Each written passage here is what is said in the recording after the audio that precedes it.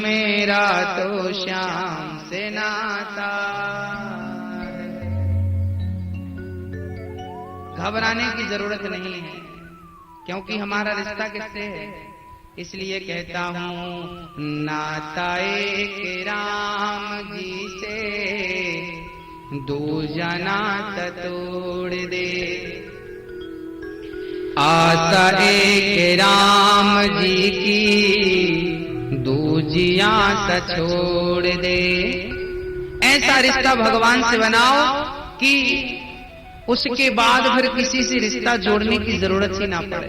एक गोविंद एक साधे सब सद है। एक ईश्वर को साध लिया, एक उसको अपना बना लिया, फिर किसी को अपना बनाने की जरूरत ही नहीं। बोलिए भक्त वत्सल भगवान की जय हो। भक्तों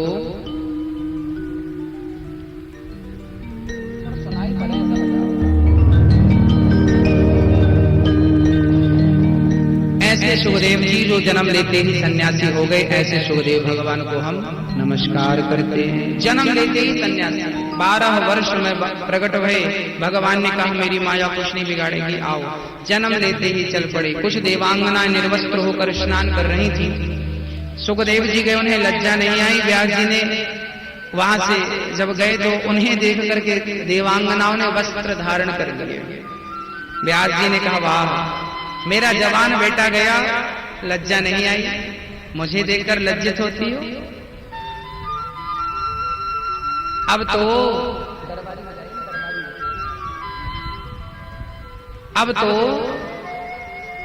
भगवान श्री कृष्ण को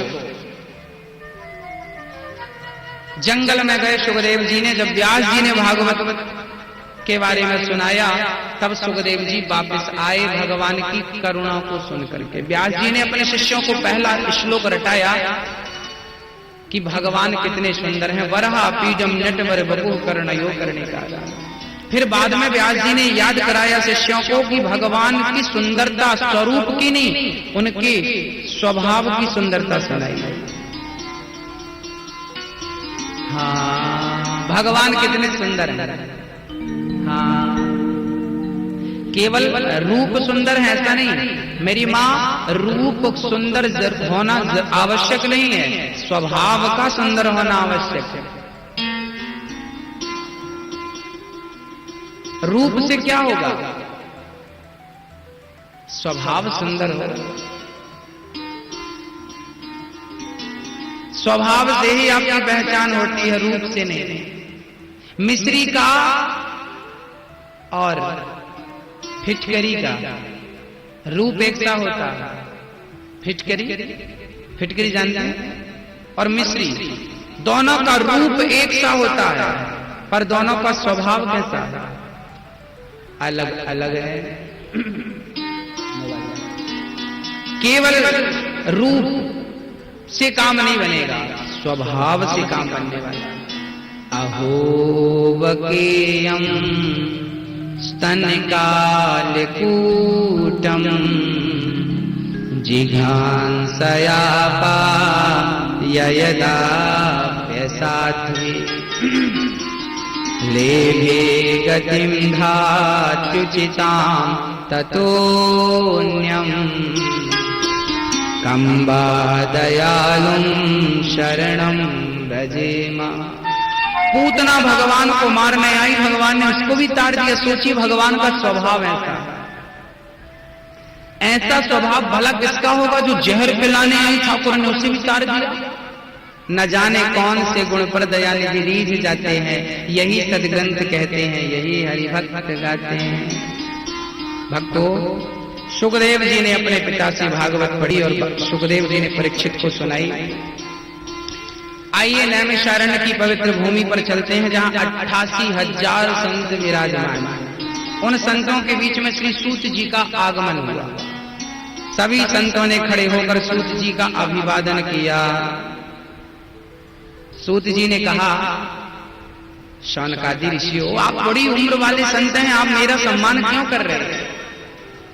संतों ने कहा, धन वृद्धा बल वृद्धा आयु वृद्धास्तथैव च ते सर्वे विज्ञान वृद्धाश्च किंकरा शिष्य किंकरा। कोई धन में बड़ा होता है तो धनवान कहलाता है, कोई बल में बड़ा होता है बलवान कहलाता है, पर जो ज्ञान में बड़े होते हैं वो सबसे श्रेष्ठ माने जाते हैं। सबसे ज्ञानी लोग ही सबसे श्रेष्ठ बताए गए। जिनके पास विवेक का बल है वो सबसे श्रेष्ठ है, सबसे धनी है। सौनक आदि ऋषियों ने सूत जी से कहा, सूत जी हमें कथा सुनाइए। क्या सुनना चाहते हैं आप? कथा। कौन सी कथा सुनना चाहते हैं? बोले भक्ति ज्ञान विरागाप्तो विवेको वर्धते महान माया मोह निरासश्चा वैष्णवै क्रियते कथम। जिसमें ज्ञान हो, भक्ति हो, प्रेम हो, हमें वो कथा सुनाइए। भक्ति ज्ञान विरागाप्तो, हमें ऐसी कथा सुनाइए जिससे भक्ति बढ़े, ज्ञान बढ़े और वैराग्य बढ़ जाए, ऐसी कथा सुनाइए। सूत जी ने कहा, आपके हृदय में प्रीति है, प्रीति सौनक चित्ते थे यतो वच्च में विचारिता सर्व सिद्धांत निष्पन्नम। मैं सारे शास्त्रों का सार सुनाता हूँ। सौनक जी ने कहा, हमें ऐसी कथा सुना दो कि कृष्ण प्राप्ति कर्म शाश्वत साधनम तत्व दाधना। कथा क्या देती है? मैया जी, ओ पंचायती मैया, ओ मैया, होगी पंचायत, अब कथा सुन लो। थोड़ा ध्यान दो मैया, अब आई हो कथा में तो सुन ही लो, यहां बातें मत करो, कृपया वार्तालाप ना करें, प्रेम पूर्वक श्रवण करें, सारी बात घर पे कर लिया करो, यहाँ केवल कथा सुनने आया करो। बोलो राधे राधे। ऐसे राधे राधे नहीं बोलते, हाथ उठा के बोलते हैं राधे राधे। हाथ उठाए, बोलो भी तो सही, राधे राधे। भगवान का नाम जब भी जपने का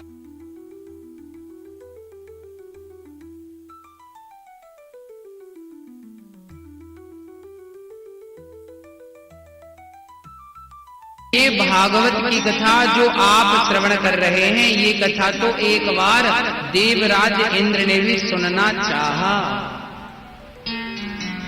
देवराज इंद्र ने भी सुनना चाहा। एक बार सुखदेव जी परीक्षित को भागवत सुना रहे थे शुकताल में, तो इंद्र भी अमृत का घड़ा लेकर के आ गए। सुखदेव जी को प्रणाम किया। सुखदेव जी प्रणाम। शुकम नत्वा वदन सर्वेश्वकार्य कुशलासुरा। प्रणाम। सुखदेव जी आइए इंद्र जी, बैठिए। स्वागत किया। इंद्र ने कहा, प्रभु मुझे बैठने का समय बिल्कुल नहीं है, ये अमृत लेकर आया हूँ, ये अमृत आप राजा परीक्षित को पिला दीजिए, और ये जो कथा अमृत आप परीक्षित को पिला रहे हैं, ये कथा अमृत आप हमें पिला दीजिए।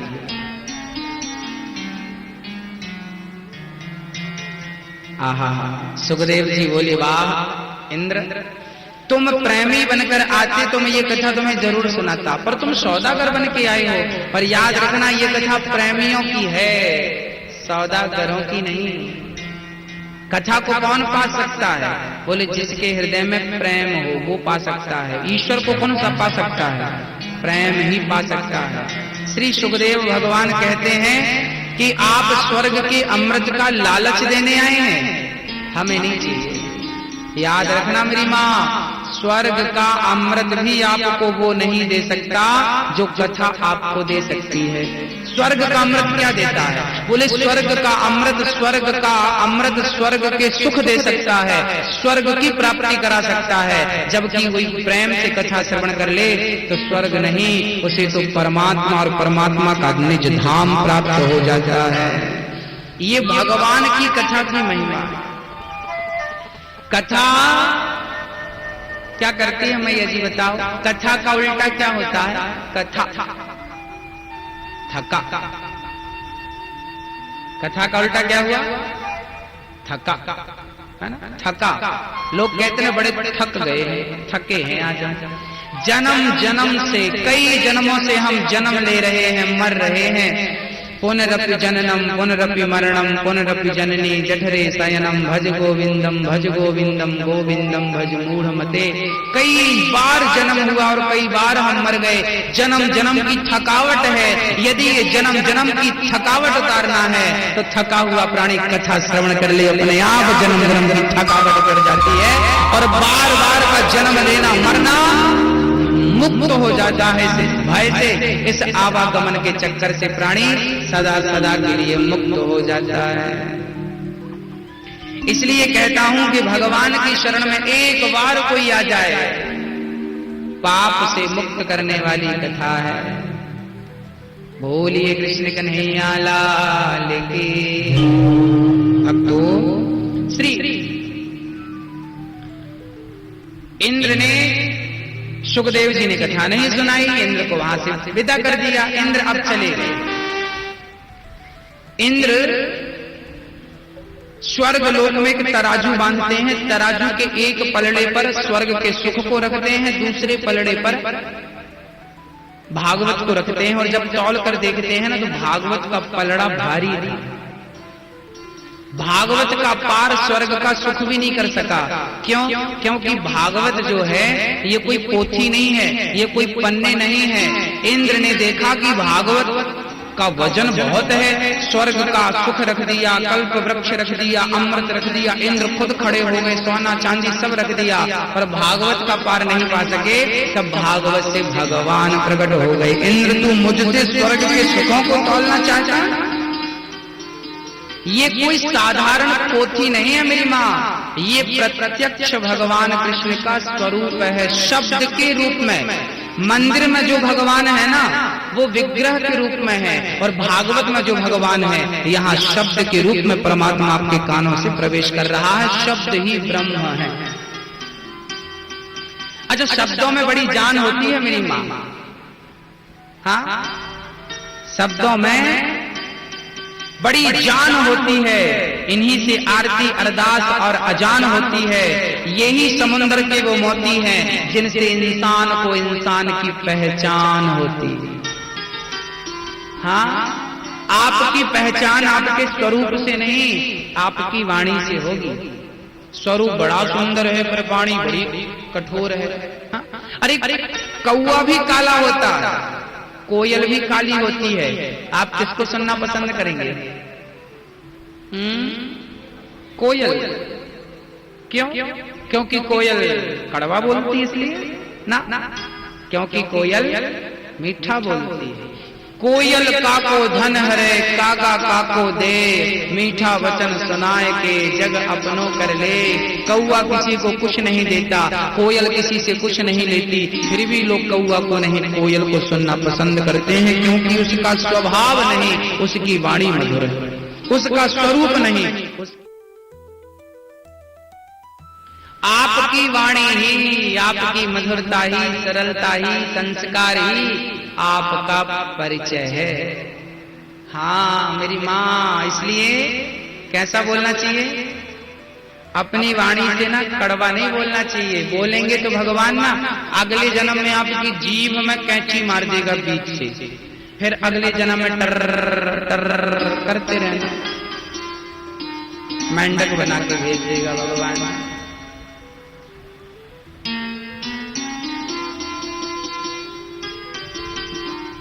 शब्द बड़ी महत्वपूर्ण चीज। शब्द ईश्वर को प्रभावित करने वाले होते हैं। ईश्वर को रिझाने के लिए शब्दों की आवश्यकता होती है। और हम तो कहते हैं कि देखो मेरी माँ, मैं शब्द की बात करता हूँ। आप गाली कहाँ से सुनते हैं? कानों से। कोई ने आपको गाली दी तो गाली अंदर कहाँ से जाती है? कानों से। गाली भी कानों से प्रवेश करती है, जबकि कथा भी कानों से प्रवेश करती है। गाली सुनते ही मन अशांत हो जाता है। हाँ हाँ या ना? गाली सुनते ही मन अशांत हो जाता, गुस्सा आ जाता है। यदि गाली तुरंत प्रभाव दिखाती है, मन अशांत करती है, तो याद रखना ये कथा कानों से जब भीतर जाती है तो मन को शांत कर देती है, मन को शांत करती है कथा, मन की जन्म जन्म की व्यथा को दूर कर देती है ये कथा। इसलिए कान गाली भी सुनते हैं और कथा भी सुनते हैं, पर शांति कहाँ है? कहाँ है? कथा में शांति। इसलिए अच्छा सुनेंगे तो अच्छे बनेंगे, बुरा सुनेंगे आप बुरे बन जाएंगे। इसलिए जैसा सुनता है व्यक्ति वैसा हो जाता है। अच्छा सुनने की आदत बनाइए, दिन भर कथाएं सुनिए, दिन भर भजन करिए, दिन भर नाम जपिए भगवान का। प्रभाव तो है शब्द का। एक बार क्या हुआ, मैया जी नारद जी महाराज ने भी इस कथा को श्रवण किया, अहंकार दूर हुआ इंद्र का। एक बार नारद जी ने भी कथा श्रवण की थी, सारे तीर्थों में भ्रमण किया नारद जी महाराज ने शांति पाने के लिए। तरुणी नारद जी कहाँ कहाँ गए शांति पाने? अहम तो पृथ्वी यातो ज्ञात्वा सर्वोत्तमामिति पुष्करम चा प्रयागम चा काशीं गोदावरीं तथा हरिक्षेत्रम कुरुक्षेत्रम श्रीरंगम सेतुबंधनम एवमादिषु तीर्थेषु भ्रममाणैतस्ततः। मैया जी नारद जी समस्त तीर्थों में गए शांति पाने के लिए, पर नारद जी को ना शांति नहीं मिली। पुष्कर गए, प्रयाग गए, काशी गए, गोदावरी गए, हरिक्षेत्र, कुरुक्षेत्र, रंगनाथ, सारे तीर्थों में गए, शांति नहीं मिली नारद जी को। शांति पाने के लिए गए थे, तीर्थों में शांति नहीं मिली तो संतों के आश्रमों में चले गए, वहां भी शांति नहीं। तब नारद जी आपके घर आ गए, आप लोगों के घर नारद जी आए शांति पाने के लिए। अच्छा, आप लोगों के घर पर शांति है क्या भैया जी? ओ मैया, आप लोगों के घर में शांति है? नारद जी कहते हैं तरुणी प्रभुता के श्याल को बुद्धिदायका कन्या विक्रियणे लोभा दंपति नाम चकलकनम। आजकल घर पे नई नई बहुओं की चल रही है, सासू माँ की कोई पूछ ही नहीं। हाँ है पूछ? नहीं। अच्छा, हनुमान जी की पूछ थी आप लोगों की है कि नहीं? दादाजी आप लोगों की पूछ होती है, हनुमान जी की तो थी पीछी, जिस पूछ से लंका में आग लगा दी। आपकी पूछ है या नहीं? नहीं।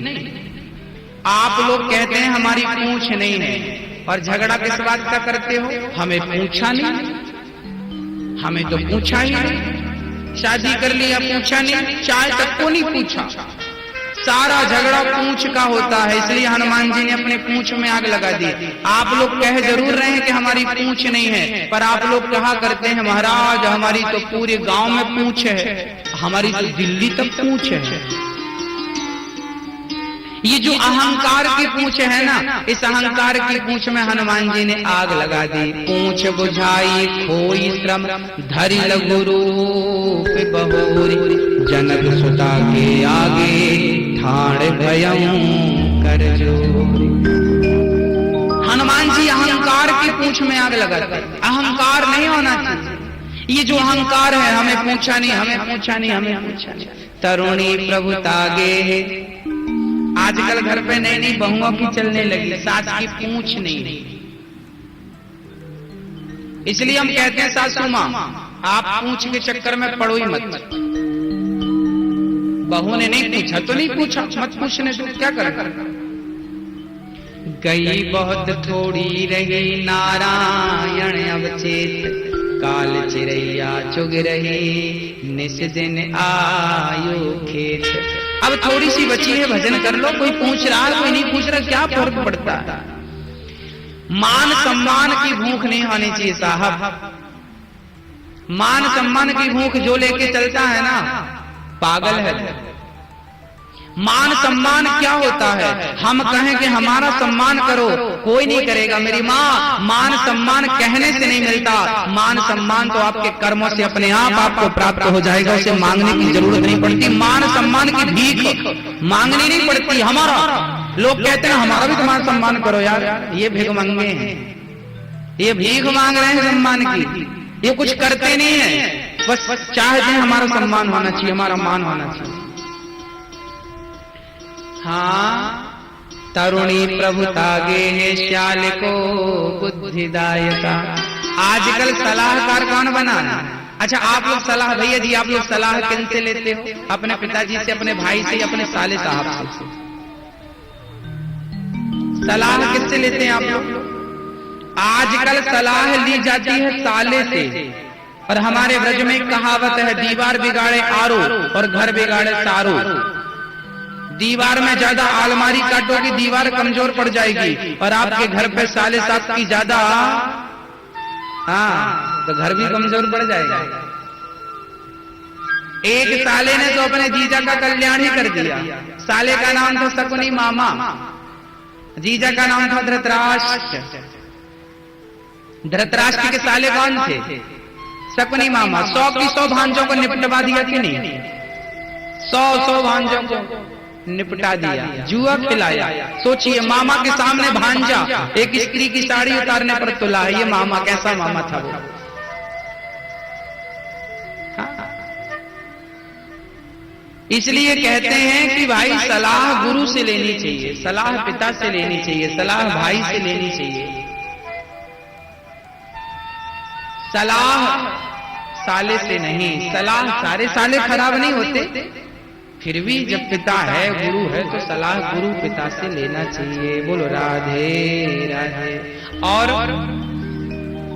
तरुणी प्रभुता गे श्याल को बुद्धिदायका, कन्या विक्रियणे लोभात। आजकल शादियां नहीं होती, आजकल तो व्यापार होता। बिहार में तो हमने सुना है कि यहाँ दहेज ज्यादा लिया और दिया जाता है। सही है क्या? नहीं? अच्छा, नहीं लेते तो मैं तो आपको प्रणाम करता हूं, आप महान लोग हैं। लेकिन जो लेते हैं उनके लिए मैं एक बात कहूंगा, दहेज लेना और देना क्या है, इसके पीछे एक छोटी सी चर्चा मैं आपको सुनाऊंगा। आजकल दहेज की ये जो परंपरा है ये बहुत गंदी है और हमें लगता है कि नहीं होनी चाहिए। आपको क्या लगता है, दहेज होना चाहिए, हाँ या ना? आप क्या कहते हैं, होना चाहिए? बिल्कुल नहीं होना चाहिए। हम तो कहते हैं कि माँ बाप को अपने बच्चों को इतना योग्य बनाना चाहिए, इतना योग्य बनाना चाहिए कि उन्हें किसी के सामने हाथ फैलाने की जरूरत ना पड़े। किसी के सामने अपने, आजकल के बच्चे अपने, आजकल का दुल्हना मंडप के नीचे मुंह फाड़ता, हमें गाड़ी चाहिए, गाड़ी चाहिए। अब बताओ कैसे माँ बाप हैं? गाड़ी में बैठने का शौक है तो भैया मेहनत करके खरीदो ना। एक सरकार एक नौजवान बाल बांध के गाड़ी पे बैठे जा रहे थे। हमने कहा भैया ड्राइवर साहब कैसे हो? अरे महाराज जी हम ड्राइवर नहीं है, ये गाड़ी हमारी है। हमने कहा गाड़ी तुम्हारी है, ये बताओ तुम्हारी गाड़ी है तो फिर शादी के पहले कहाँ थी? बोले नहीं शादी में मिली है, ससुर साहब ने दी है। हमने कहा वही तो हम कह रहे हैं, गाड़ी ससुर की है, तुम तो केवल ड्राइवर हो इसलिए ड्राइवर कह रहे हैं। गाड़ी ससुर की है, आप ड्राइव कर रहे हैं तो क्या हुए? ड्राइवर हुए, ससुर के ड्राइवर, लुगाई के ड्राइवर, अपनी पत्नी के ड्राइवर ही ना हुए? हाँ, अब ये बहुत पढ़ा लिखा है। एक बार पति पत्नी जा रहे थे, लड़की के पिता ने अपने दामाद को 20 लाख की गाड़ी दी, क्योंकि लड़के ने मांगा मंडप के नीचे, हमें तो ससुर जी गाड़ी चाहिए। लड़की का बाप बढ़िया था, मजबूत था, 20 लाख की गाड़ी गिफ्ट करी अपने दामाद को। अब दामाद बड़ा खुश, अपनी पत्नी को बिठाया, चलो आज तुम्हें सैर करा के लाते हैं। अब पति पत्नी दोनों बैठे हैं गाड़ी पर और चल पड़े। अब बड़ी तेज गाड़ी चला रहा है। पत्नी ने कहा सुनो जरा आराम से चलाओ। नहीं नहीं नहीं, हमको तो आती है। पति खूब देर फर्राटे, गाड़ी चल रही, आगे सड़क के किनारे एक भिखारी बैठा था और ये दोनों बात कर रहे थे। अब दृष्टि चूक गई और सामने भिखारी बैठा था। अब इसने ब्रेक लगाया, देखा कि सामने कोई है, ब्रेक लगाया तो घिसटती घिसटती गाड़ी गई और दूर पहुंच गई। उसके बाल बच गया वो भिखारी। पत्नी गई, जाकर भिखारी के पास देखा तो भिखारी तो था, साथ में अपाहिज था। अब ड्राइवर साहब चिल्लाने लगे, पति चिल्ला रहे, अंधा हो गया, रोड में बैठना चाहिए, अभी मर जाता। तुम भिखारियों का कोई धर्म नहीं होता, कहीं भी बैठ कर भीख मांगना शुरू कर देते हो। पति ने समझाया अपने पति को, देखिए आप डांटिए मत, ये अपाहिज है, इसकी कोई गलती नहीं है, आपको गाड़ी देख के चलाना चाहिए था। पत्नी ने 100 रुपए निकाले और उस अपाहिज की झोली में डाल दिया। अब पति बिगड़ गया। तुम जैसों के कारण भिखारियों की इच्छा शक्ति बढ़ती है, इनके हौसले बुलंद होते। तुम जैसे लोग इन्हें 100 रुपए देते हो तो ये भिखारी लोग सड़क के किनारे बैठ जाते हैं, मंदिर के किनारे बैठ जाते हैं। उस लड़की ने मुस्कुराते हुए कहा कि इन जैसे भिखारियों को जब हम जैसे लोग 100 रुपए देते हैं ना, तो इनकी जरूरत है, क्योंकि ये अपाहिज है। क्या तुम अपाहिज हो? तुम भी तो भिख मंगे हो। फर्क इतना है कि रोड में बैठ करके मांग रहा है, तुमने मंडप में बैठ करके मांगा है। फर्क केवल इतना है, तुमने गाड़ी मांगी है और ये रोटी मांग रहा है। इस भिखारी में और तुझ भिखारी में क्या अंतर? ये अपाहिज है, इसे जरूरत है हमारी और आपकी, पर तुझे क्या, तू अपाहिज था, तू कमा सकता था, फिर भी मुंह फाड़ा हमें गाड़ी चाहिए। मर जाना, आसपास बाल बालों की पानी वानी है क्या? नहीं है, पानी भी है। जब दहेज मांगना तो मर जाना उससे अच्छा, चुल्लू भर पानी में डूब के। मांगे से मरना भला, मांगे से मरना भला, मत मांगो कोई भीख और बिन मांगे मौती मिले, यह सतगुरु की सीख। अपने बच्चों को इतना योग्य बनाना मेरे भाई, मेरी माँ, कि तुम्हें तुम्हारे बच्चे को कभी किसी के सामने झोली फैलाने की जरूरत ना पड़े। तुम्हें गाड़ी चाहिए ना, अपनी मेहनत की खरीदो। बंगला चाहिए ना, अपनी मेहनत। पत्नी लाओ, योग्य पत्नी लाओ, और खाली हाथ लाना। अपनी पत्नी को कपड़े भी आप पहनाना, अपनी पत्नी को सोना चांदी जो चाहिए उसे आप देना। उसके पिता से कहो कि तुमने अपने जिगर का टुकड़ा लड़की हमें दे दी, हमारे लिए यही सबसे बड़ी संपत्ति है, ये संपत्ति।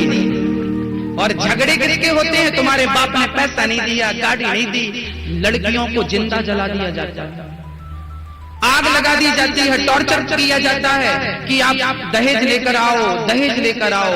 मेरी माँ, या तो बच्चे पैदा करने छोड़ दो, और पैदा करना तो गीदड़ मत पैदा करना, शेर पैदा करना जो अपना शिकार खुद ढूंढ करके खाए, दूसरों के शिकार पर मुंह न जमाए।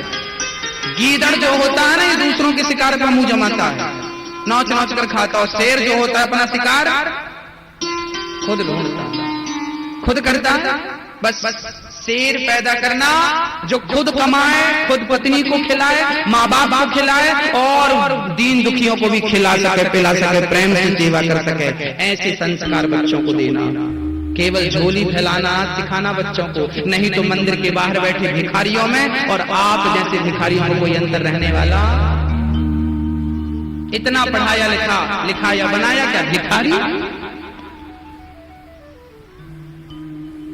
दहेज देना और लेना, समझदार लोग को लेना ही छोड़ दें, बस खत्म। 21वीं सदी है, अब तो जागो, अब तो जागो। पर उल्टा होता है, आजकल लोग जितने अमीर होते हैं उतना ज्यादा दहेज चाहिए होता है। पता नहीं क्या करेंगे, बांध के ले जाएंगे।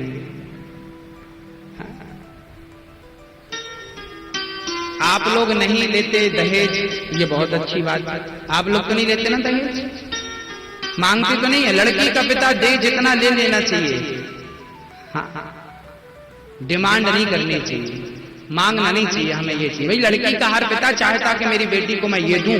कोई भी पिता जो होता है ना, वो ऐसा नहीं चाहता कि मैं खाली हाथ अपनी बिटिया को भेज दूं।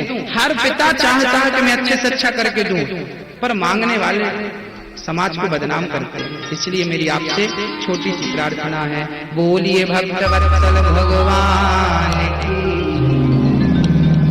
अब तो श्री नारद जी महाराज बद्रीनाथ चले गए, वृंदावन पहुंचे, कहीं शांति नहीं मिली। जब वृंदावन गए तो वहां एक सुंदर सी कन्या उदास बैठी थी। एक बुढ़ा इस तरफ सो रहा था, एक बुढ़ा इस तरफ सो रहा था। नारद जी पहुंचे, देखा कि यहाँ स्त्रियों का मेला है, हम संत का क्या काम। नारद जी जानने लगे। वो स्त्री चरणों में गिरते हुए बोली, भो भो साधु क्षणं तिष्ठामच्चिन्तामपि नाशय, दर्शनं तव लोकस्य सर्वभाग्यहरं परम। चरणों में गिर पड़ी कन्या, महाराज मेरा दुख दूर कर दीजिए। नारद जी बोले, ओ भगवान आप कौन हो? महाराज मेरा नाम भक्ति है, ये मेरा बेटा ज्ञान है, ये मेरा बेटा वैराग्य है। ज्ञान और वैराग्य, तो ये हालत कैसे हो गई इन लोगों की? बोले जब से कलयुग आया है तब से ना कोई ज्ञान का, ना कोई भक्ति का, ना कोई वैराग्य का ग्राहक बचा। भक्ति तो फिर भी ठीक है, पर ज्ञान वैराग्य की हालत तो बिल्कुल खराब है। नारद जी ने गीता सुनाई, वेदांत सुनाया, दुख दूर थोड़ा तो हुआ, पर फिर मूर्छा आ गई। अब नारद जी कहने लगे मैं क्या करूं? तब आकाशवाणी हुई, सत्कर्म करो। यहां पर भक्ति ने कहा, महाराज कि कलयुग इतना बुरा था तो फिर परीक्षित ने कलयुग को रहने क्या दिया? मैया जी कलयुग ना बहुत बुरा है, पर इसमें एक अच्छाई है। क्या अच्छाई है कलयुग में? कलयुग केवल नाम आधारा, सुमर सुमर नर उतरहि पारा। कलयुग में एक अच्छाई है कि कितना भी बड़ा पतित हो, ये नाम भगवान का यदि श्रद्धा और प्रेम से कोई जप ले तो ये कथा उसे पावन कर देती है, नाम उसे पावन कर देता है। अजामिल जैसों को भी कथा ने पावन कर दिया। अजामिल जैसों को कथा ने क्या कर दिया? क्या कर दिया मेरी मां?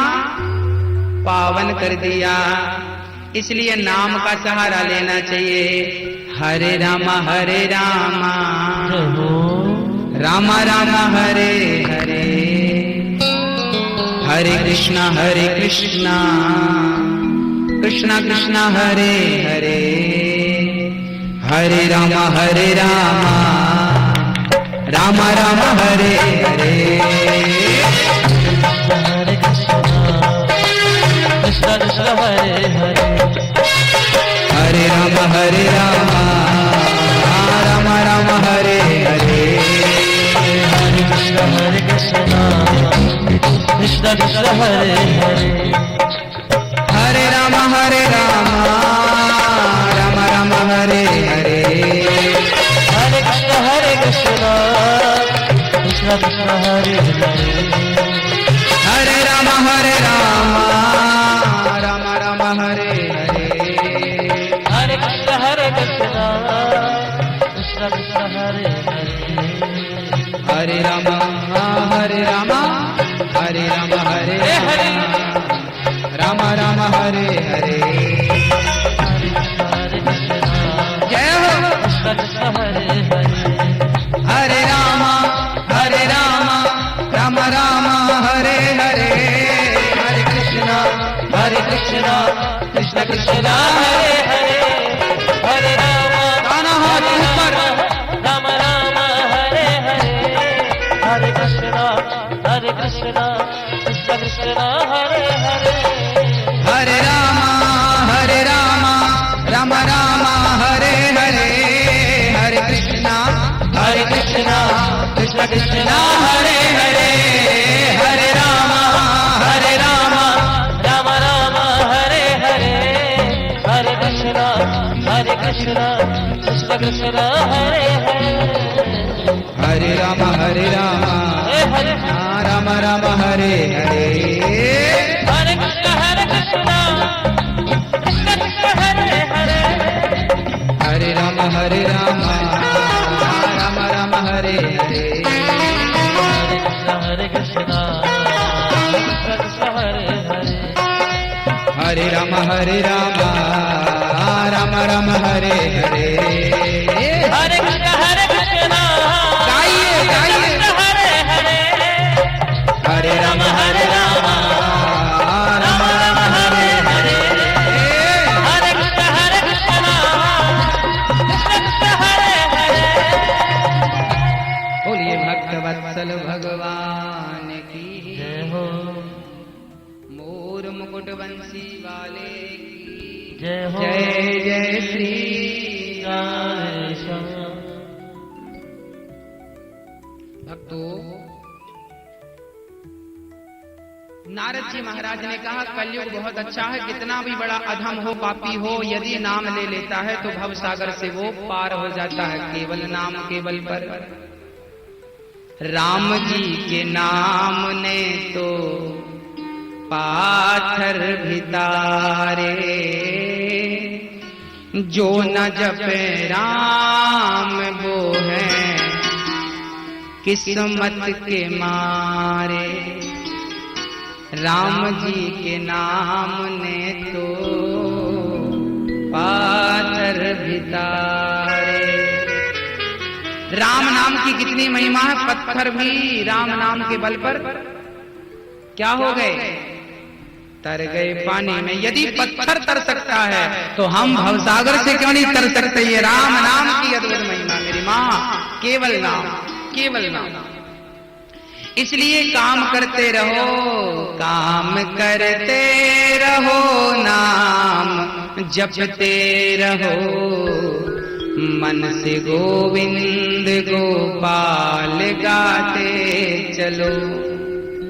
याद आवेगी उसको कभी ना कभी, तेरी विनती सुनेगा कभी ना कभी।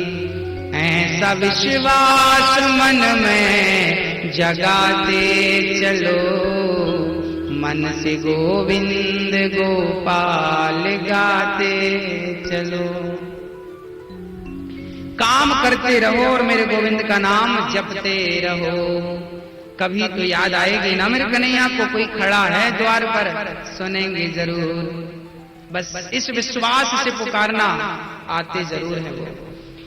नारद जी महाराज कहते हैं भक्ति चिंता ना कर, आकाशवाणी हुई सत्कर्म करो। नारद जी सत्कर्म की खोज में बद्री विशाल चले गए, 4 संत मिल गए और चारों संतों ने कहा कि भागवत की कथा सनक सनंदन सनातन सनत कुमार, इन चारों संतों ने कहा कि जब तक भक्ति ज्ञान वैराग्य को भागवत नहीं सुनाएंगे तब तक दुख दूर होने वाला नहीं। नारद जी बोले महाराज मैंने वेद सुना दिए, वेदांत सुना दिए, दुख दूर नहीं हुआ तो भागवत से हो जाएगा। बोले हाँ भाई, दूध से ही घी निकलता, फिर भी घी जितना पावरफुल है क्या दूध इतना पावरफुल है? घी से पूड़ी बन जाती है, दिया जल जाता है, जबकि दूध से ना तो दिया जलता है ना तो पूड़ी बनती है। जबकि घी का जन्मदाता कौन है? दूध। दूध ने ही घी को जन्म दिया, फिर भी घी में जितना पावर है उतना दूध में नहीं है। ऐसे ही वेद पुराणों से ही भागवत की निष्पत्ति हुई है, भागवत निकली है, फिर भी भागवत में जो सामर्थ्यता है मोक्ष देने की, वो सामर्थ्यता किसी ग्रंथ में किसी के अंदर नहीं। इसलिए सर्वश्रेष्ठ भागवत को कहा गया है, गया में श्राद्ध करने के बाद भी यदि पूर्वजों का उद्धार नहीं होता तो भागवत की कथा श्रवण करने से पितरों का पूर्वजों का उद्धार हो जाता है। ये भागवत की क्षमता। बड़े बड़े पापी तर गए, सनकादियों ने कहा तर गए। नारद जी बोले कोई प्रमाण देंगे आप, कौन है वो जो तरा हो, जरा हमें बताओ। बोले तर गए कौन? तुंगभद्रा नदी के तट पर एक गांव था, उस गांव में पंडित जी रहा करते थे। मैया श्रवण कर लो थोड़ी सी कथा, फिर आरती करेंगे थोड़ी देर में। 4 बजे से 7 बजे का टाइम है, इसलिए निवेदन मेरी विनती है कि आप टाइम का ख्याल रखें। ये मत सोचें कि 4 से टाइम है तो 5 बजे जाए ना, 4 मतलब 4 बल्कि 3:30। हम तो 3:30 बजे आ गए, आप तो लेट आई मैया, थोड़ा जल्दी आया करो। 7 दिन है, उसमें से 1 दिन आज गया, ओनली 6 दिन बचे आपके पास। इसमें भी लेट आएंगे तो कैसे काम चलेगा? इसलिए आप सभी से मेरी विनती और प्रार्थना है, कृपया समय का ख्याल रखो और अपने अड़ोसियों पड़ोसियों बंधु बांधवों को कहो कि अब घर पर बैठे खटिया मत तोड़ो, अब कथा सुनो, ये गंगा है, डुबकी लगाओ। हाँ, अब देखिए, तुंगभद्रा नदी के पावन तट पर एक गांव था। उस गांव में एक पंडित जी रहते थे, नाम था आत्मदेव। आत्मदेव जी के घर ना उनकी पत्नी थी, परिवार था, सब बढ़िया था। उनके घर संतान नहीं थी, पुत्र नहीं था। अच्छा, जिसके पुत्र नहीं होता ना उसको लोग जीने नहीं देते। जिसके बेटा नहीं होता उसको लोग जीने नहीं देते। आत्मदेव जी को कोई संतान नहीं थी। उन्होंने बड़ी पूजा करी, पाठ करा, यज्ञ किया, जप किया, तप किया, सब किया पुत्र के लिए, पर दुर्भाग्य देखिए संतान नहीं हुई। तब आत्मदेव जी ने तो कामना ही छोड़ दी। कोई बात नहीं, कामना का परित्याग कर दिया, कोई बात नहीं। उन्होंने तो त्याग कर दिया, पर ये दुनिया वाले ना ये जीने नहीं देते। अच्छा, किसी को बेटा ना हो ना तो वो तो अपने आप को समझा लेता है और समझा लेती है, पर ये दुनिया वाले ना उसे डंक मारते रहते। तुम्हारे बेटा नहीं है, बेटा नहीं है, बेटा नहीं है। अच्छा, जिसको बेटा नहीं होता ना वो हमारी माँ बहुत रोती भी है, भगवान ने हमें बेटा नहीं दिया, क्या पाप किया हमने बेटा नहीं दिया। जिनको आज बेटा नहीं है वो लोग रोते हैं, कभी शिकायत करते हैं ईश्वर से। मैं आप लोगों से छोटी सी प्रार्थना करने आया हूं कि जिनको बेटा नहीं है ना, पहली बात तो दुनिया वालों आप उसे ताने मत मारो। देखिए, किसी को देखकर हंसना क्या अच्छी बात है। हो सकता है आज आप जिसके लिए उसे देखकर हंस रहे हैं, कल उसी चीज के लिए आपको देखकर भी दुनिया हंस रही। इसलिए किसी की हंसी मत उड़ाइए, किसी का दिल मत दुखाइए। बेटा होना ना होना ये ईश्वर के हाथ में है।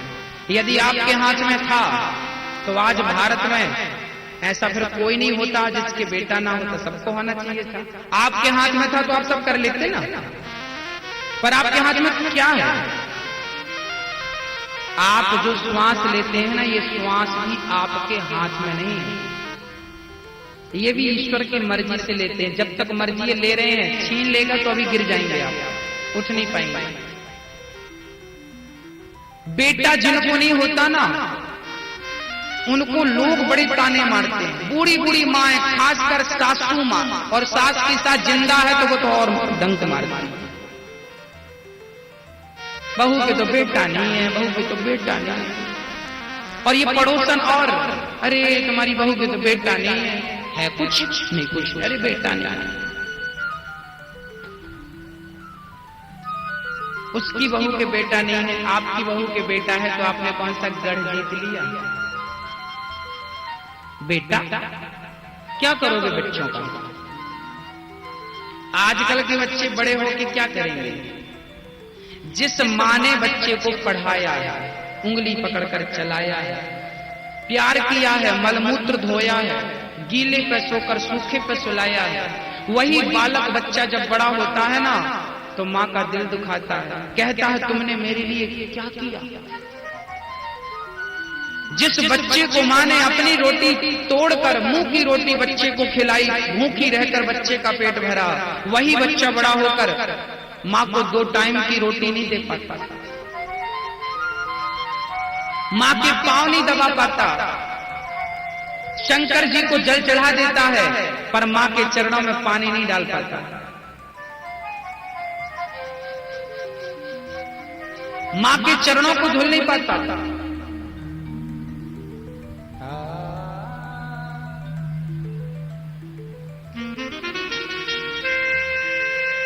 चरण नहीं धुल पाता। क्या कहें हम? ऐसे बच्चों के लिए आप रोती ही क्यों हो मेरी माँ? जब आपके कोई बेटा ना हुआ करे ना तो आप ना दुनिया भर के लोगों को अपना बेटा मत कहो। हम तो कहते हैं जिस चीज का अभाव हो उस अभाव में भगवान का भाव बना लेना चाहिए। कृष्ण मेरा बेटा, कृष्ण मेरा बेटा, कृष्ण मेरा पुत्र, कृष्ण को अपना क्यों नहीं बना लेते हो मेरी मां? कृष्ण से संबंध क्यों नहीं जोड़ लेती हो? क्या बिगाड़ा है श्री कृष्ण ने आपका? अच्छा एक बात बताओ, ये दुनिया के बच्चे क्या आपका ऋण चुका सकते हैं? नहीं ना। पर भगवान को अपना बेटा बनाओगी ना, तो भगवान आपके बन जाएंगे। जगन्नाथपुरी, जगन्नाथ भगवान की जिन्होंने स्थापना करी, उन राजा का नाम था इंद्रद्युम्न। इंद्रद्युम्न की पत्नी का नाम था गुंडिचा। उनके कोई संतान नहीं थी, कोई संतान नहीं थी, पर वो रोज जगन्नाथ भगवान के मंदिर में जाकर के जगन्नाथ भगवान की सेवा किया करते थे, पूजा किया करते थे। इतनी सेवा, इतनी पूजा, इतनी श्रद्धा, इतनी आस्था, इतना प्यार। एक दिन जगन्नाथ भगवान प्रकट हो गए।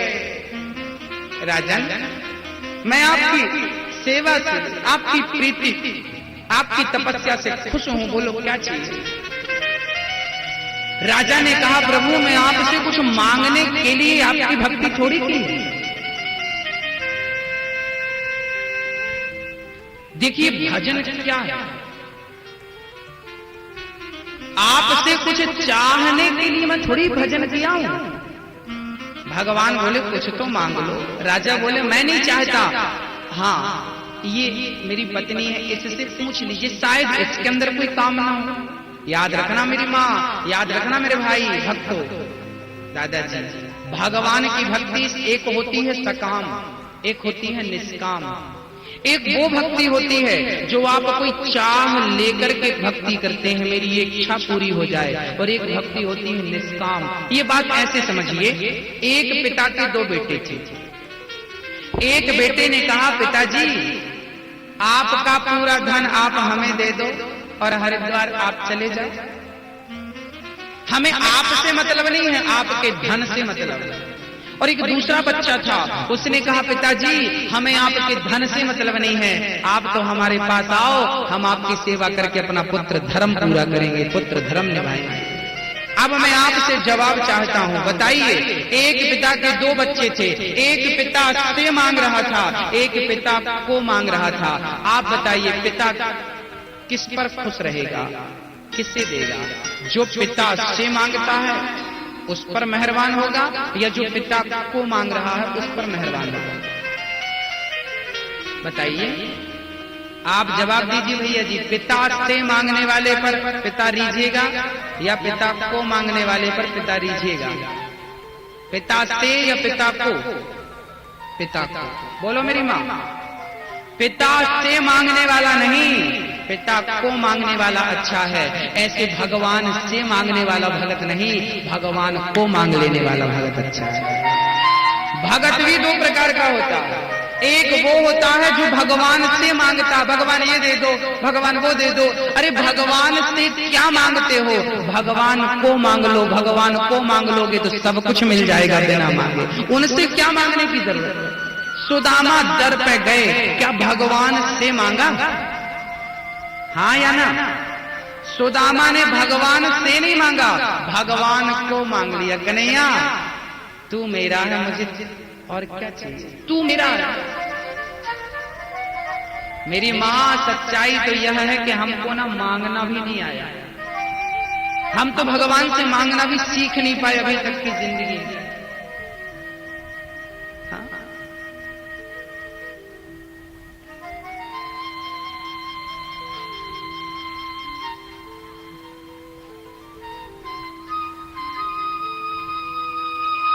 एक लड़की थी, उसके कोई भाई नहीं था, पिता भी चल बसे थे। एक बूढ़ी माँ थी, एक माँ थी, और बस उस माँ की एक जवान लड़की थी जिसका विवाह करना था।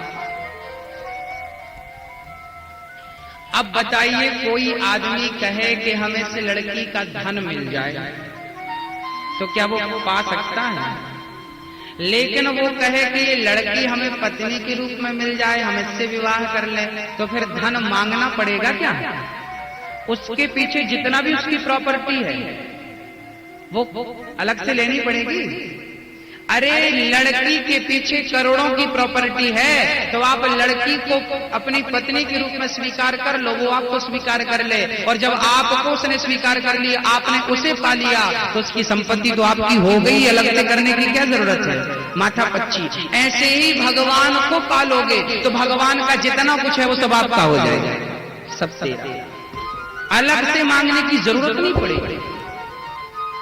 और हम लोग टुकड़े टुकड़े मांगते रहते, ये मिल जाए वो मिल जाए। हम लोगों को मांगना नहीं आया, कुछ भी मांगते रहते। अब बताइए, एक सज्जन ने प्रधानमंत्री को अपने घर पर बुलाया। एक सज्जन के घर प्रधानमंत्री आए, प्रधानमंत्री ने कहा बोलो तुम्हें क्या चाहिए? तो साहब ने क्या बोला? साहब प्रधानमंत्री जी, वो हमारे घर के सामने गटर का पानी बहुत बह रहा है, वो साफ कराइए। अब बताइए, आपके घर पे प्रधानमंत्री आए और प्रधानमंत्री बोल रहा मेरे से कुछ मांग, तो आपने कहा गटर का पानी साफ कराओ। अरे गटर का पानी साफ कराना था तो क्षेत्र के सरपंच से, पार्षद से बोल देता, वही करा देता। प्रधानमंत्री से छोटा काम क्यों कराता? बड़ा काम कराना चाहिए। भगवान से भी आप छोटी छोटी चीजें मांगते हो, भगवान जी बच्चे की नौकरी लगवा दो, भगवान जी ये दिला दो, भगवान जी। अरे ये छोटी छोटी चीजें हैं, भगवान से क्या मांगना चाहिए? प्रभु हम आपसे कुछ नहीं चाहते, बस हमें आप प्राप्त हो जाओ, आपका दर्शन हो जाए, हमें ये चाहिए। बड़ी चीज बड़े से बड़ा मांगो, क्या छोटा छोटा मांगते? बड़ी चीज मांगो। मोक्ष चाहिए, अर्थ न धर्म न काम रुचि, गति न चाह निर्वाण, जन्म जन्म रति राम जी पद, यह वरदान नयान। श्री भरत जी प्रयागराज से मांग रहे हैं। न अर्थ चाहिए, न धर्म, न काम, न मोक्ष, कुछ नहीं, कुछ नहीं। केवल दासानुदासो भविदास्मि भूया, केवल चरणों की भक्ति प्रीति चाहिए, बस। भक्तो श्री श्री आत्मदेव जी के कोई संतान नहीं थी। गुंडिचा और इंद्रद्युम्न के सामने जगन्नाथ भगवान खड़े हैं, वरदान मांगो, मां क्या चाहती हो? मां ने भी कह दिया, राजा ने कहा मुझे कुछ नहीं चाहिए, रानी ने भी कह दिया मुझे कुछ नहीं चाहिए। अब भगवान ने कहा कुछ तो मांग लो। अच्छा आपसे कोई संतान नहीं है, मैं आपको संतान दे दूं क्या? पुत्र दे दूं क्या? गुंडिचा रोने लगी, प्रभु आपको किसने कहा कि मेरी संतान नहीं है? भगवान जगन्नाथ बोले मैं सब जानता हूं, आपके कोई संतान नहीं है, बुढ़ापा आ गया, अभी तक कोई बच्चा नहीं हुआ, मैं आपको क्या बच्चा दे दूं? जगन्नाथ भगवान के चरणों में गिर पड़ी मां। बोले प्रभु मुझे कोई पुत्र नहीं चाहिए, और कभी मत कहना कि मेरे कोई संतान नहीं है, मेरे 3 बच्चे हैं, 3 बच्चे। भगवान बोले मुझे तो नहीं पता। गुंडिचा बोली प्रभु मेरे बड़े पुत्र का नाम है बलराम, छोटे पुत्र का नाम है जगन्नाथ कृष्ण, और मेरी बेटी का नाम सुभद्रा, तुम तीनों मेरे ही बच्चे हो, मैं कोई और बच्चा नहीं चाहती। ये कहा उस गुंडिचा ने, ये कहा उस गुंडिचा ने। इसलिए आज तक भगवान जगन्नाथ मंदिर से निकल करके गुंडिचा के मंदिर में जाते हैं और वहां प्रसाद पाते। जब जगन्नाथ भगवान की रथ यात्रा निकलती है ना, तो वो रथ यात्रा कहाँ जाती है? अपने मासी माँ के घर ही तो जाती है, गुंडिचा माँ के घर ही तो जाती है, गुंडिचा माँ के हाथ का भोजन करने तो जाते हैं जगन्नाथ भगवान। सोचो ये दुनिया का बेटा आपको क्या दे सकता है, जगन्नाथ को अपना बेटा क्यों नहीं मान लेते? गोविंद को यशोदा ने किसे अपना बेटा माना? बताइए क्या यशोदा के कोई पुत्र था? आप रोती हो ना मेरे बेटा नहीं है, मेरे बेटा नहीं है। यशोदा के भी कोई बेटा नहीं था, यशोदा का कोई बेटा नहीं था। क्या कृष्ण ने यशोदा के गर्भ से जन्म लिया है? जरूरी नहीं है मेरी माँ कि जब आप अपने पेट से जन्म दो किसी बच्चे को तभी आप माँ बनो। अरे यहाँ जितने बच्चे खेल रहे हैं किसी पर भी प्रेम से नजर डाल दो, आपके ही बच्चे तो हैं। कह दो ना दिल से कि ये मेरा, बस कहना ही तो है। मानो तो मैं गंगा माँ हूं, ना मानो तो बहता पानी। पंजाब की एक घटना, गुरु गोविंद साहब के 4 बच्चे थे। गुरु गोविंद साहब के 4 बच्चों में 2 बच्चे युद्ध में मारे गए और 2 बच्चों को मुगलों ने जिंदा दीवार में चुनवा दिया। गुरु गोविंद साहब की पत्नी दौड़ी दौड़ी आई, स्वामी जी आपके बच्चों को जिंदा चुनवा दिया दीवार में। गुरु गोविंद साहब बोले तो पगली रोती क्यों है? अरे मैं माँ हूँ, मेरे बच्चे 2 मर गए और 2 बचे हैं, उन्हें जिंदा दीवार में चुनवा दिया, आप कुछ करते क्यों नहीं? गुरु गोविंद साहब ने कहा, अरे देवी तेरे कितने बच्चे हैं? बोले 4। गुरु गोविंद साहब ने कहा, तेरे 4 बच्चों में 2 युद्ध में मारे गए और 2 दीवार में चुनवा के मारे गए, केवल 4 बच्चे मरे हैं तेरे। अभी ये देख जितने यहाँ बच्चे हैं ये सब तेरे हैं, हजारों बच्चे अभी तक जिंदा हैं, हजारों बच्चे जिंदा हैं और ये हजारों बच्चे हमारे वतन की रक्षा करेंगे। बताइए कौन आपका नहीं और कौन आपका है? ये 2 आंखें हैं ना मेरी माँ, एक आंख कहती है कि संसार में मेरा कोई नहीं है और दूसरी आंख कहती है कि यदि आप किसी को कह दो कि ये मेरा है बस वो आपका हो जाता है। बस किसी से दिल मत लगाओ, पर यदि आपको फॉर्मेलिटी जिस तरह दुनिया वालों से निभानी है वो कर सकते हैं। मैं कहता हूं दिल गोविंद में लगाओ, दिमाग संसार में लगाओ। बेटा बेटी ये तो किस्मत का खेल है और जिनके बेटा नहीं होता क्यों नहीं होता इसका भी मैं कारण बताता हूं। जिसके बेटा नहीं होता उसके पीछे कारण होता है। अच्छा एक बात बताओ, बेटा अपने माँ बाप का कर्जा उतारने आता है, ये तो सुना ही होगा आपका। बैंक से आप कर्जा ले लो और आप लेकर के चले जाओ तो आपका कर्जा कौन उतारेगा? बेटा उतारेगा। बैंक ना बेटे से वसूलेगी, बिल्कुल वसूलती, ये भारत का संविधान है, कानून है, वसूलेगी और आपको देना पड़ेगा। तो बेटा जो है बाप का कर्जा उतारने के लिए आता है। अब सोचिए जिसके सिर पर कर्जा था उसके घर बेटा हो गया उतारने के लिए, पर जिसके सिर पर कोई कर्जा था ही नहीं उसके घर बेटा आया ही नहीं, आया ही नहीं। तो जिनके बेटा नहीं होता इसका अर्थ है ये ईश्वर के ऋणी नहीं है, ये मुक्त लोग हैं। भगवान ने इन्हें भेजा धराधाम पर जाओ, कुछ दिन मौज करो फिर वापस आ जाओ। पर ये दुनिया वालों के चक्कर में पड़ के ना बेटों के लिए रोते हैं, मेरे भी बेटा हो जाए, मेरे भी बेटा हो जाए, मेरे भी बेटा हो जाए। क्यों? बेटे की इतनी चाह क्यों है? एक मैया बोली गुरुजी, एक मैया बोली कि जिसके बेटा नहीं होता वो अभागिन होती है। क्या सही? बताइए यदि ये बात सही है तो बताइए मीराबाई के कोई पुत्र था? बताओ, क्या मीराबाई के कोई बेटा था?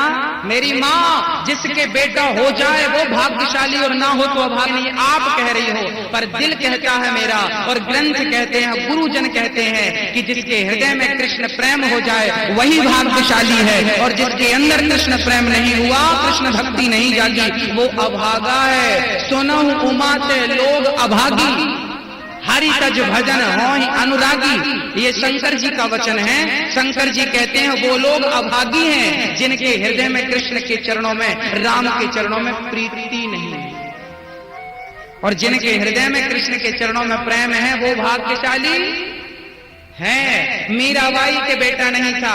अब बताओ आप लोगों के बेटा है तो आप श्रेष्ठ हो या मीराबाई श्रेष्ठ है? बेटा वाले श्रेष्ठ हैं या बिना बेटा वाली श्रेष्ठ हो गई?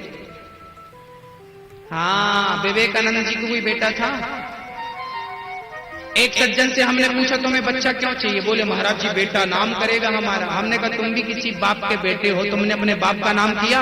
जब तुमने ही नहीं किया तो अपने बच्चे से उम्मीद क्यों लगाए बैठे हो कि मेरा बेटा मेरा नाम करेगा? तुम खुद कर लो ना। अगर निर्भर बनोगे, दूसरों पर गिड़गिड़ाओगे तो अपना मान भी सम्मान भी सब कुछ गवाओगे। इसलिए खड़े हो शान से तनकर, यही शोभा मनुष्य तन की, स्वयं सींचो हर एक डाली, खुशी जीवन के मधुबन की। निर्भर मत बनो किसी पर, ना बच्चों पर ना जमाने पर। अगर निर्भर बनोगे, दूसरों पर गिड़गिड़ाओगे तो अपना मान भी सम्मान भी सब कुछ गवाओगे। पाओगे नहीं, गवाओगे। हाँ मेरी माँ, स्वामी विवेकानंद जी का कोई बेटा था? अब बेटा होगा तो हमारा वंश आगे बढ़ाएगा।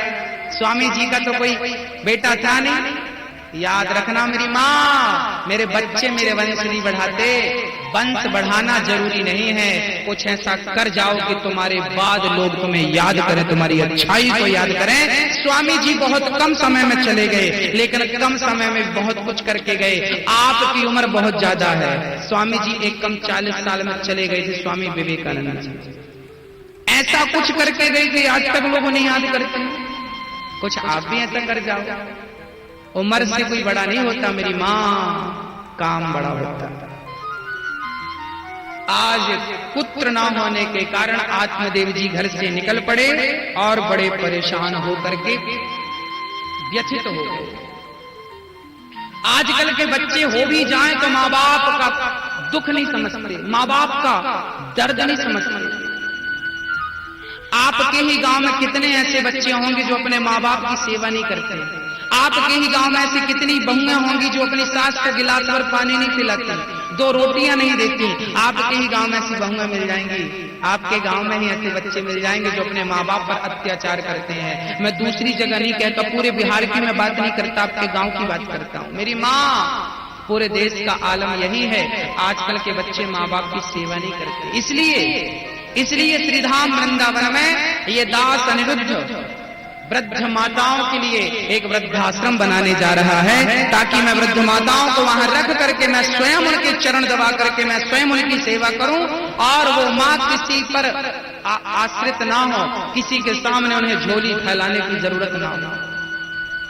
आज इन वृद्ध माताओं को उनकी बहू, उनका बेटा रोटी नहीं देता, सम्मान नहीं देता, ऐसी माँ कहाँ जाएगी। जब मैं कथाएं करने जाता हूँ तो बूढ़ी बूढ़ी माएं मेरे पास आती हैं और मेरे सिर पे हाथ रखकर कहती हैं, बेटा मुझे मेरे बेटे का सहारा नहीं है, मुझे अपने बच्चों से ना प्यार मिलता है ना 2 वक्त की रोटी मिलती है, मुझे तुम अपने साथ ले चलो।